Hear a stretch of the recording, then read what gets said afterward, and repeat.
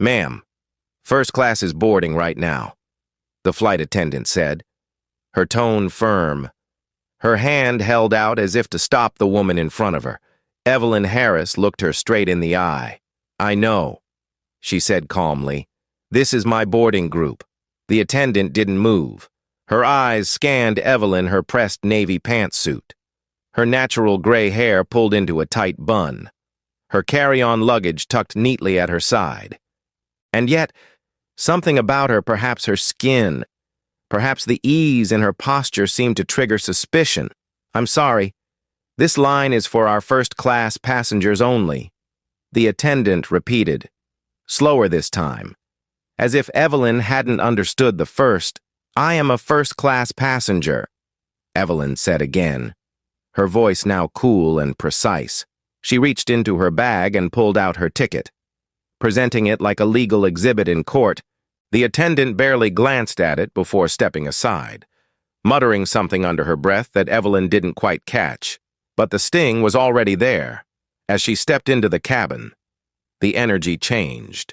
People glanced up from their phones, their neck pillows, their morning newspapers. Some stared too long. Others looked away too quickly.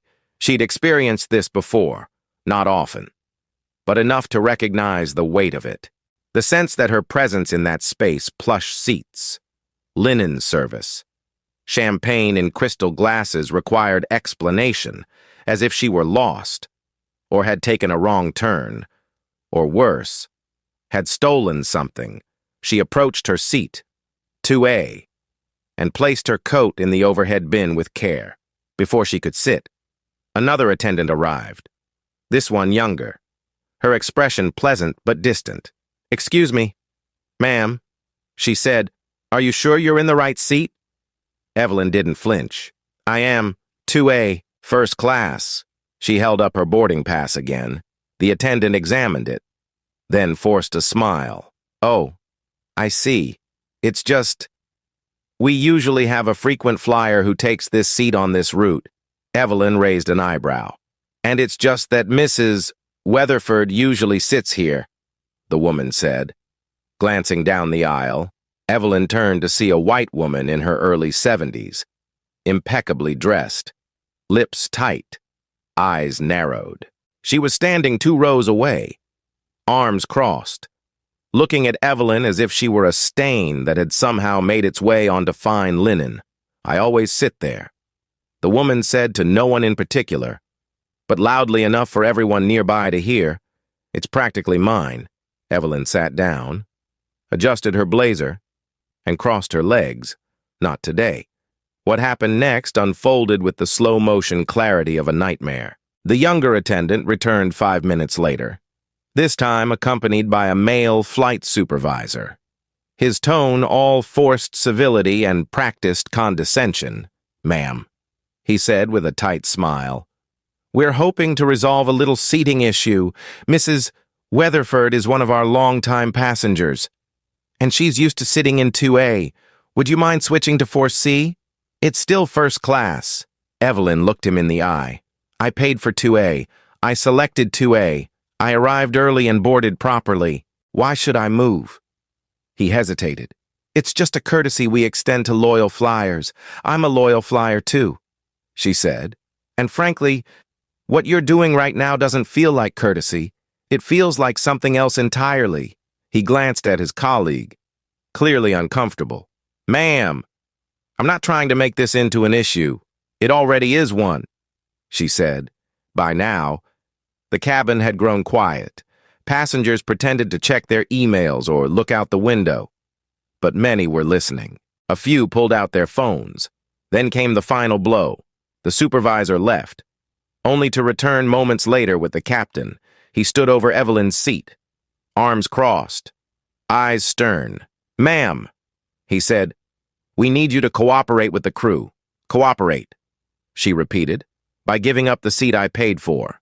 So a white woman who didn't reserve it can have it instead. The captain didn't answer. He just motioned to the aisle, where 2 uniformed airport security officers now stood. Evelyn breathed in slowly. If you're going to remove me, I suggest you do it gently and I suggest you know exactly who you're removing." One of the officers stepped forward. "Ma'am, we're going to need you to come with us," without raising her voice, without so much as a tremor in her hands. Evelyn gathered her purse, unbuckled her seatbelt, and stood. The first-class cabin watched in stunned silence as she walked the length of the aisle. Escorted like a criminal from a seat she had rightfully claimed, she didn't make a scene. She didn't cry. She didn't argue. But something in her gaze as she passed the crew steady, unblinking, made it clear the matter wasn't over. 10 minutes later, inside the terminal, Evelyn made a phone call, not to a lawyer, not to a journalist, but to someone far more consequential. The woman on the other end of the line answered on the first ring. "Activate the file," Evelyn said calmly. "We're moving forward." "What happened?" the voice asked. "They picked the wrong woman." Evelyn replied, "Now let's show them why that matters." The hallway just beyond the gate was quiet. But Evelyn Harris didn't pause to catch her breath. She walked with the calm certainty of someone who had spent her life confronting discomfort with discipline. Her heels clicked against the polished floor as she made her way toward the nearest lounge. Every step measured, deliberate. She passed a cluster of travelers who had witnessed the incident and now murmured quietly among themselves. A young woman with a baby offered a soft nod of sympathy as Evelyn passed by. Evelyn returned it with a small nod of her own, but kept moving. There was work to be done. She stepped into the lounge reserved for premium passengers, greeted the desk agent with the same grace she offered everyone, and requested a quiet area to make a phone call. The agent, who had heard whispers of the situation from colleagues at the gate, offered a private room without hesitation. Evelyn entered, closed the door behind her, and took a deep breath. She didn't shout. She didn't rant. Instead, she reached into her bag, retrieved her tablet, and typed a short message into a secure legal communication platform used by her team. Moments later, her assistant responded with a single sentence: "All documents are ready. Video evidence is uploading." While Evelyn waited, she opened a folder in her bag, a well-organized leather case labeled with tabs: flight itinerary, correspondence, airline contract. The last one was the most important. For the past 9 months, Evelyn had served as the lead compliance auditor for a federal oversight committee tasked with evaluating discriminatory practices in commercial aviation. What the airline crew had failed to realize, in their rush to appease a familiar face and preserve a fragile routine, was that they had just violated federal non-discrimination guidelines in front of multiple witnesses and cameras, and had done so to the one woman uniquely positioned to hold them accountable. As she reviewed the documents, her phone buzzed. A new message. Attached was a video, just under 4 minutes long, recorded by a passenger seated across the aisle. Evelyn watched it once in full, then again, noting every word exchanged, every shift in tone. The recording captured the moment the flight attendant challenged her seat assignment, the interaction with the supervisor, and the arrival of security. The audio was clear, unmistakable. Most damning of all was the offhand comment from the white passenger as Evelyn was escorted away. Well, at least now things can get back to normal. Another buzz, another video. This time from a teenager seated several rows behind. His father had filmed from the moment Evelyn stood her ground until the moment the captain signaled security.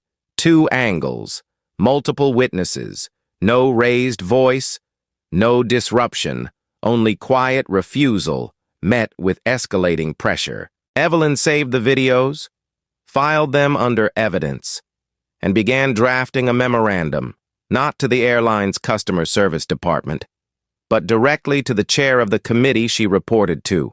As she typed, the door to the private room opened gently.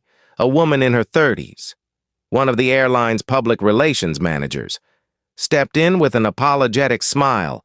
"Miss Harris," she asked cautiously, "I heard there may have been some confusion on the flight. I want to personally apologize for any inconvenience." Evelyn looked up from her screen. Folding her hands, there was no confusion. She said, "Your staff knowingly removed a paying passenger from her assigned seat without cause, under pressure from another passenger who simply preferred it. That is not confusion. That is misconduct." The woman's smile faltered. "I understand, and I truly am sorry. We'd like to offer you a voucher." Evelyn raised one hand, and the woman stopped mid-sentence. "This is no longer a matter for vouchers. Please inform your legal department that they'll be hearing from my office before close of business today. I suggest they make themselves available." The PR representative stood frozen, unsure whether to apologize again or retreat. Evelyn returned to her work without dismissing her directly. The woman got the message and quietly stepped outside the lounge. The story had already begun to spread. A clip had made its way onto a regional news blog. The headline was simple: "Retired judge removed from flight over seat dispute." Within hours, the clip had been shared thousands of times, with comments pouring in from viewers who recognized Evelyn's face from past court coverage or her years of advocacy work. Some recalled her rulings from landmark civil rights cases. Others remembered her voice from congressional hearings on transportation reform.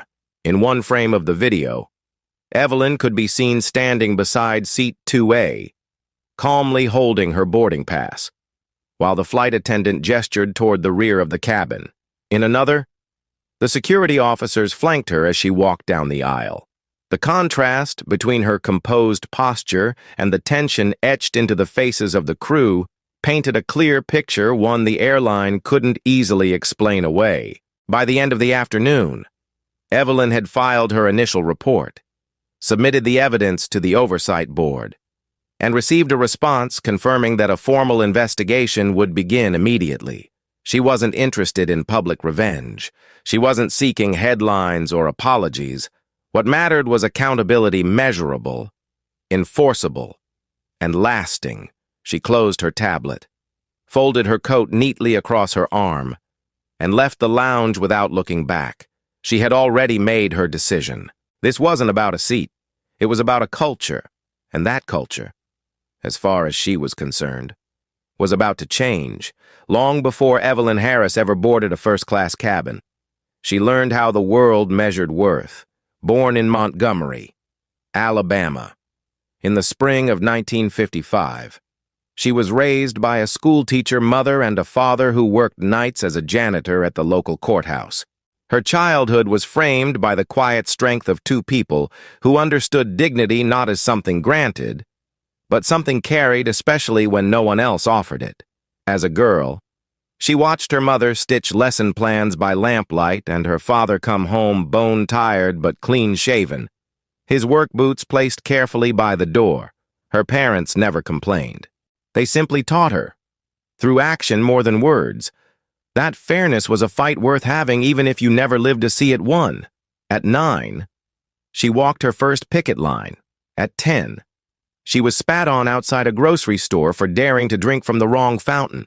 But it was at 14, watching her older brother wrongfully sentenced for a petty theft he didn't commit, that Evelyn made a quiet vow: she would become a lawyer. She would learn the language they used to take away power and use it to give that power back. She put herself through college with scholarships, night shifts, and long commutes. Law school was no easier. But she graduated near the top of her class and earned a clerkship with a federal judge who would become both mentor and ally. Within a decade, she had argued cases before circuit courts across the South, most involving employment discrimination, unlawful arrest, or housing injustice. Her record spoke for itself. So did her silence in the face of the countless slights she endured, being mistaken for the court reporter, being asked whose assistant she was, being called young lady long after she'd earned the title Your Honor. But Evelyn never let those moments harden her. She took the long view. She believed in systems, and more than that, in people's ability to rise when held accountable. Her whole career had been built not on punishing others, but on insisting that rules be applied equally, no matter who sat in the room, which is why, On that flight, she hadn't shouted or threatened. She didn't need to. The truth, when you stand firmly in it, speaks for itself. The call came not from a secretary, but from the airline's legal department directly. By late afternoon, word of the incident had moved well beyond the walls of the airport. A video showing Evelyn Harris being escorted off the plane had crossed 2 million views on social media. It had been shared by journalists, civil rights organizations, and a former state senator who wrote simply, "They picked the wrong woman." But it wasn't the online attention that alarmed the airline's leadership. It was what followed a formal notice of review issued from the U.S. Department of Transportation's Office of Civil Rights, citing the involvement of a federal compliance officer and requesting all footage, logs, and communications from Flight 1763 within 24 hours. Inside the airline's corporate headquarters, tension gathered like storm clouds. On the 14th floor, the executive boardroom was filled with senior staff legal counsel, public relations, operations, investor relations, all scrambling to contain what had begun as a minor customer service dispute and had now erupted into a national story with federal oversight. The CEO, Richard Langston, a man known more for charm than crisis management, stood silent as the video played on the large wall monitor for the third time. The camera caught everything: the polite tone of Evelyn's voice, the rigidity of the crew's posture, the unmistakable discomfort in the cabin as passengers watched in stunned silence. There were no raised voices, no threats, no erratic behavior from the passenger in seat 2A, just calm refusal met with institutional discomfort. Langston turned to his legal advisor. "Has anyone contacted the passenger directly? We tried," she said. "She declined to speak and referred us to her office." "Her office," he repeated. "She's not just a private citizen. Her name is Evelyn Harris, former federal judge, civil rights attorney, and more recently, one of the lead independent auditors assigned to oversee our equity and access compliance filings with the DOT. The silence that followed was immediate and absolute. A few seconds passed before Langston could speak again. "You're telling me we forcibly removed a federal compliance officer from her assigned seat?" "Yes," the general counsel replied, "and the optics are about as bad as they can get." Langston exhaled slowly and sank into his chair. The PR director leaned forward. "We need a statement. Now, something that sounds personal, acknowledges the mistake, reaffirms our commitment to equity," but no one in the room believed that would be enough. Meanwhile, in a quiet corner of the same airport from which she'd been removed, Evelyn Harris met with 2 attorneys from the Oversight Committee. They didn't speak much. There was no need to. The documentation was complete. Witness statements were already arriving. A passenger from 4D had submitted a sworn affidavit within hours. A couple from row 3 uploaded audio captured on their phone. A business traveler from 1C forwarded photos of the seating chart showing Evelyn's name clearly assigned to seat 2A. There was no ambiguity, no confusion, and certainly no justification for her removal. But Evelyn had no interest in public spectacle. She wasn't looking for press coverage or interviews. What mattered to her was structure, accountability, the mechanisms through which systems corrected themselves. She didn't want one flight attendant reprimanded and one captain placed on temporary leave. She wanted the airline to feel the weight of institutional failure and to respond accordingly. Back at headquarters, a second video began circulating among senior staff. This one showed the aftermath of Evelyn's removal. The woman who had claimed the seat, now comfortably sipping champagne, was overheard saying, "I'm glad that's settled. People should know their place." The words were clear. The intent was unmistakable. The recording made its way to Evelyn's office before it made its way to the public. Her team made the decision to release it the following morning. The effect was immediate. News outlets picked it up by noon. By 2 o'clock, the stock had dropped 11%. By evening, it was 16. Institutional investors began issuing quiet warnings. A coalition of non-profit advocacy groups announced a public boycott. That same afternoon, Langston's office line rang. It wasn't the media. It wasn't a politician. It was Evelyn Harris herself. "I'm calling to request an emergency meeting with your board," she said calmly. "Yes, of course," Langston stammered. "When tonight? Your offices, my counsel and team will be present. So will several members of the Transportation Oversight Committee. I suggest your general counsel and your head of ethics are in the room. That evening, just after 7 p.m., the boardroom was once again filled. This time, Evelyn walked in first. She wasn't angry. She wasn't theatrical. She was, as always, composed. But the room shifted the moment she entered. Some of the board members stood. Others looked away. Evelyn placed a small folder on the table. "This is not a negotiation," she said, her voice clear but not cold. "This is notice of review. You will comply with the recommendations that follow, or your operating privileges will be challenged at the federal level." Langston opened the folder. Inside was a detailed action plan, mandatory training across all levels of staff, a formal apology not just to Evelyn but to every passenger removed under similar conditions in the past 5 years, a permanent oversight liaison within the airline's corporate structure. Independent of the executive team, there will also be a temporary grounding of first-class operations until retraining is complete. Evelyn continued. The COO spoke up. Alarmed. That's hundreds of flights, tens of thousands of passengers, millions in lost revenue. Evelyn nodded. You valued preference over principle. Now you'll feel the cost. Part of her felt the resistance in the room, men and women accustomed to offering apologies and carrying on, but another part sensed something else. The faint shift that occurs when people realize they've run out of shortcuts. Langston closed the folder. "I agree to the terms." Evelyn nodded once. "Then we'll proceed." She stood, shook hands only with those who offered theirs first, and left the room with the same quiet authority she had brought in. The door closed behind her, and with it, a chapter ended not in anger, but in reckoning.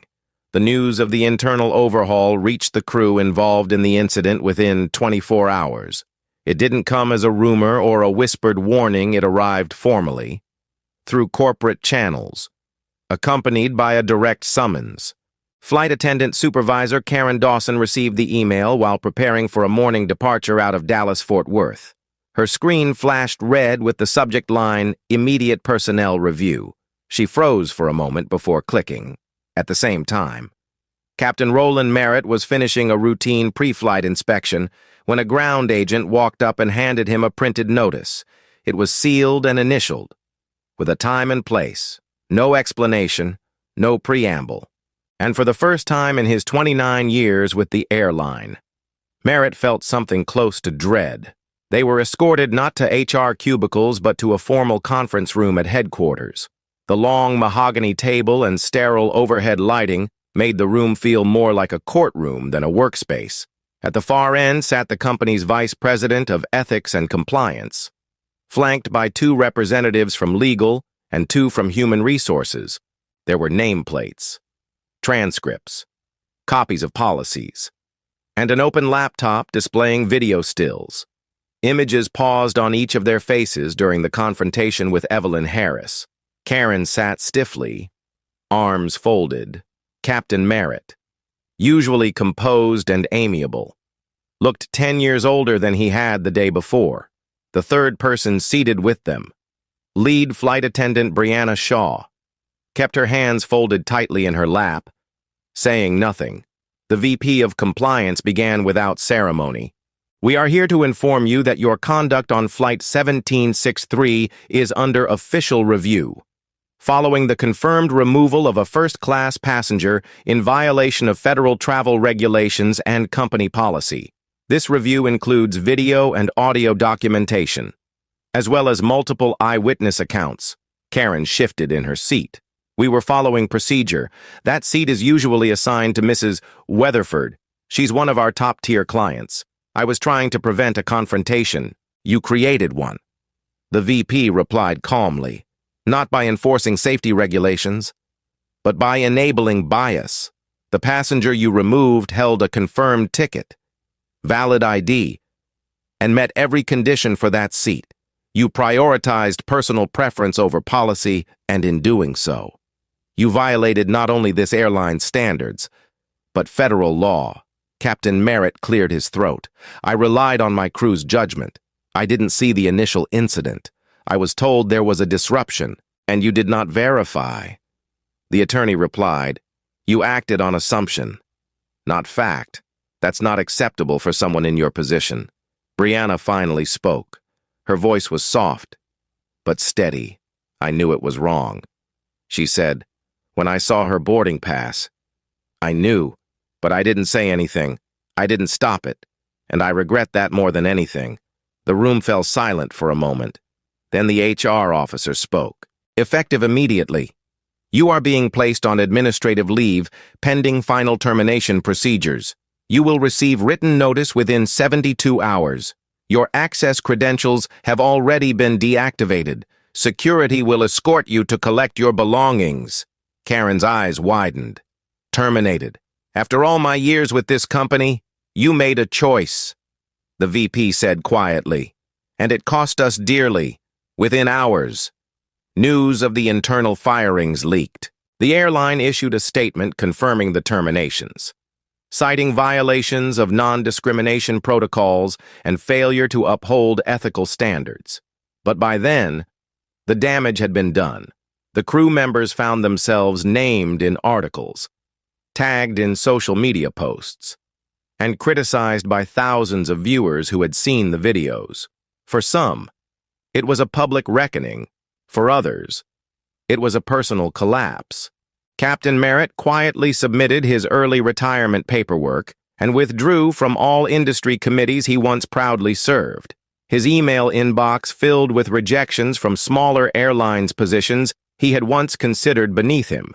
Karen attempted to defend herself in an open letter to a local newspaper, but it was met with more backlash than sympathy. Brianna, now jobless, returned to live with her sister in Nevada and began researching career paths that didn't require a uniform or a name badge.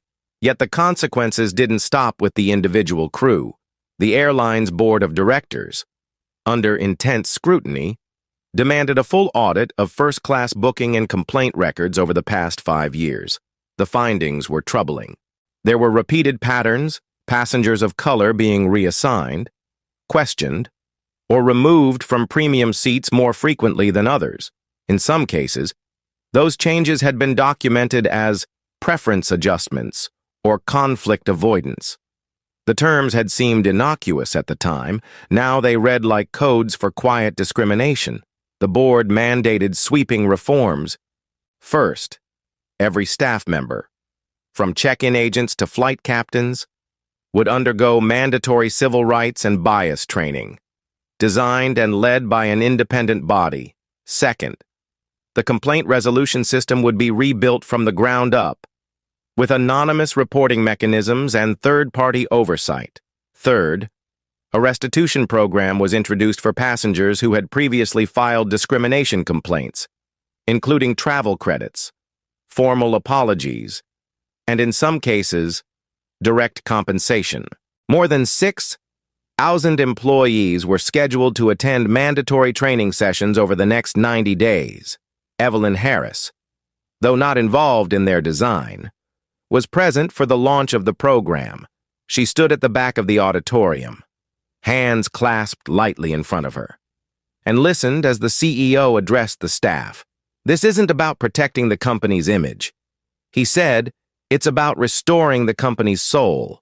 The message was clear: there would be no return to business as usual.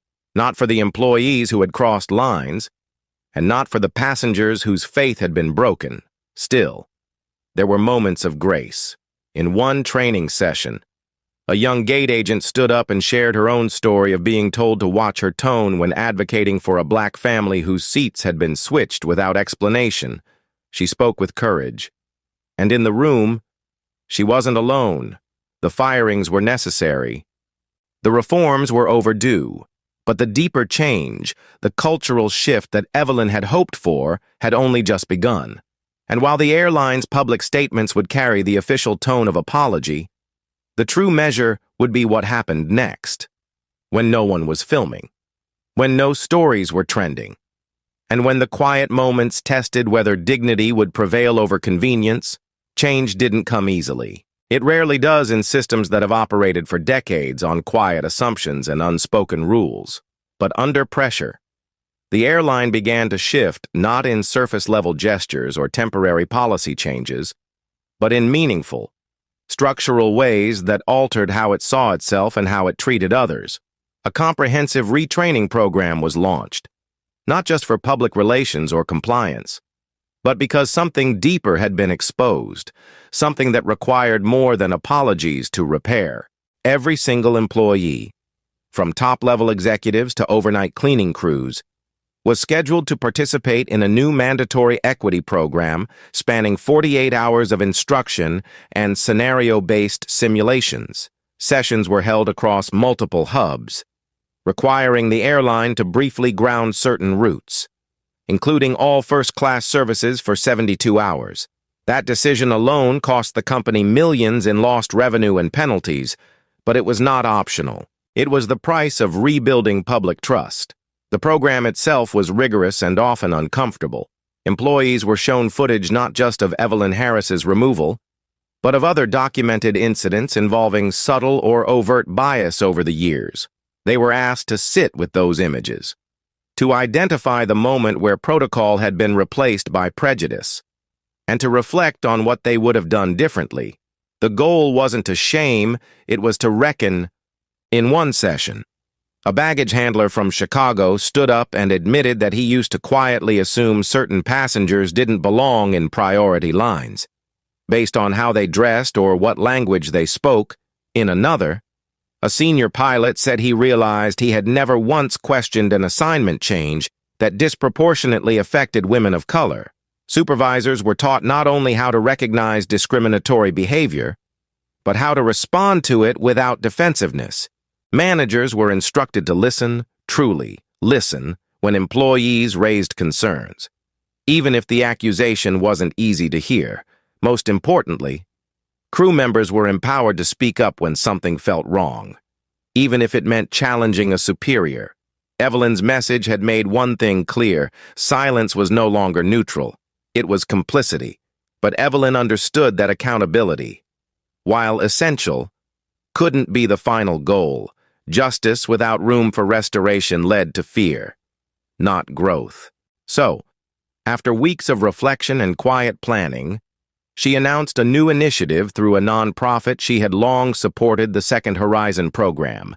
Its mission was to create structured pathways for airline employees who had been terminated due to verified discriminatory conduct, but who showed genuine interest in learning and reforming.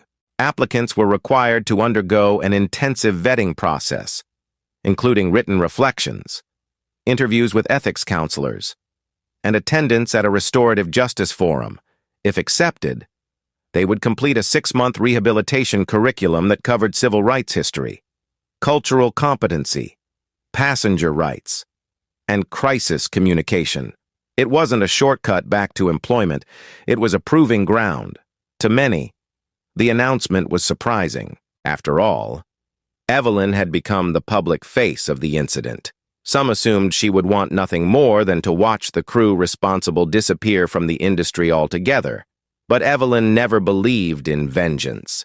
She believed in transformation, and she believed that some lessons, once truly learned, could be turned into tools for positive change. When asked by a journalist why she would offer such grace, she replied simply, "Because I was given grace when I was young. I made mistakes. I was corrected. Someone invested in my growth. If we truly want justice, we have to make space for redemption." Among the first applicants was Brianna Shaw, the lead flight attendant who had sat in silence during the incident. Her application included a handwritten letter and a video testimonial. In both, she admitted that she had prioritized protocol over people, image over instinct. "I knew in my gut it was wrong," she said, "but I was afraid of the consequences. Afraid of stepping out of line." And that fear cost someone their dignity. She was accepted into the program. So was Anthony Weiss, a gate agent from a different incident flagged in the audit, who admitted to assuming a black father traveling alone with 3 children must have booked in error because their seats were scattered. And so was Karen Dawson, the supervisor who had spoken so confidently to Evelyn, only to later recognize the harm she had caused. Their journey wasn't easy. The training was emotional, demanding, and unflinching in its honesty. But slowly, they began to shift, not just their words, but their outlook. They were encouraged to visit community centers, to attend listening sessions with passengers who had experienced bias, and to stand in spaces where they were not the center, but the listener. They learned humility the hard way, and they carried it forward. At the conclusion of the program, each graduate was given a certificate of completion and a letter of endorsement. It didn't erase what had happened. It didn't guarantee re-employment, but it gave them something rare, a second chance earned, not handed. For Evelyn, it wasn't just about healing the wound inflicted on her personally. It was about shifting the culture of an industry one seat, one voice, one action at a time. 6 months after Evelyn Harris was escorted off Flight 1763, the airline she once quietly boarded had become almost unrecognizable, not because of branding or slogans, but because of behavior. Gate agents who once rushed passengers through without eye contact now paused to greet travelers by name. Flight attendants who might have overlooked discomfort now paid attention. The change wasn't perfect, but it was visible. More importantly, it was felt. The internal culture audit revealed measurable improvements. Complaint rates regarding discriminatory treatment dropped by more than 40%. First-class seating conflicts involving passengers of color declined to near zero. Perhaps most telling, employee satisfaction surveys showed a significant increase in one area. I feel empowered to speak up when something feels wrong. But Evelyn never measured success in statistics alone. She measured it in conversations, in changed perspectives, and in the quiet ways people showed they had learned. On a visit to the airline's Atlanta hub, she walked past a young crew member training a new hire. The trainer gestured toward the first-class seating chart and said, "Everyone who boards belongs here. Doesn't matter who they are. That's the rule." It was a small sentence, but it meant everything. Evelyn returned to her quieter life, spending most of her time mentoring young attorneys and working with nonprofit boards. She refused nearly every media request and declined invitations to appear at conferences or award ceremonies.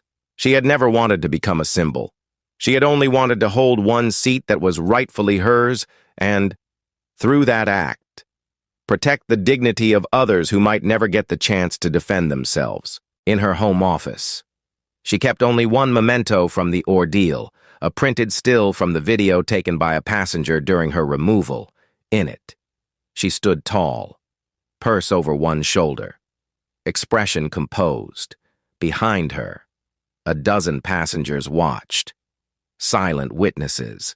She didn't frame it for pride. She kept it as a reminder that sometimes the most powerful form of resistance is the refusal to move, not out of stubbornness, but out of principle. The Second Horizon program continued to grow. Other industries took note. A regional train line implemented a similar model. A hotel chain reached out for consultation. The idea that discipline could include redemption began to take root in places that had long equated error with exile. As for Evelyn, she made no public declaration, no final statement. Her life remained as it had always been, grounded in clarity, calm, and an unshakable sense of purpose. She hadn't changed the world, not all at once, but she had tilted it, just slightly, in the direction of fairness. And for those who had watched what happened, those who had learned from it, and those who would come after, that tilt made all the difference. If this story spoke to you, we invite you to share your thoughts in the comments. Every voice helps keep dignity and fairness alive, and if you believe in standing up for what's right even when it's uncomfortable, consider subscribing to this channel. Thank you for watching. Stay kind. Stay steady, and never forget, quiet courage can change everything.